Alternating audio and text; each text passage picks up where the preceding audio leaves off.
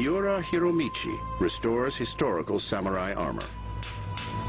Just like the knights of medieval Europe, samurai wore suits of protective plating to deflect arrows and sword slashes. Miura is one of a handful of highly skilled artisans sought out by museum curators to restore early suits of armor that are now considered national treasures. Wealthy patrons also commissioned him to replicate famous pieces for their personal collections. This is how armor from the medieval period was worn. This is the fully armed samurai of that period. The helmet, the sleeve shields, the lower armor, sword, bow, and arrow quiver.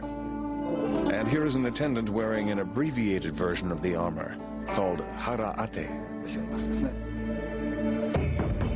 Except for the helmet, samurai armor usually wasn't made of metal like its European equivalent. Instead, it was made of dense sections of leather, layered for added strength and covered in lacquer to protect them from the humid Japanese climate. The leather sections, called kozane, were woven together with colored silk. Constructing one suit of armor took a large amount of silk, about 250 yards, and it took about 3,000 pieces of leather. That's a lot of materials.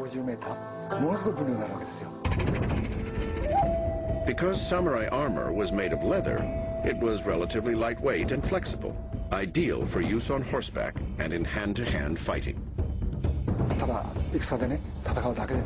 It wasn't just for fighting on the battlefield.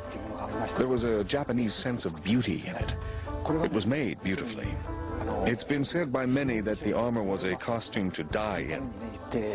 But actually, Japanese armor was a costume to be worn in the celebration parade after victory in war. That's my belief.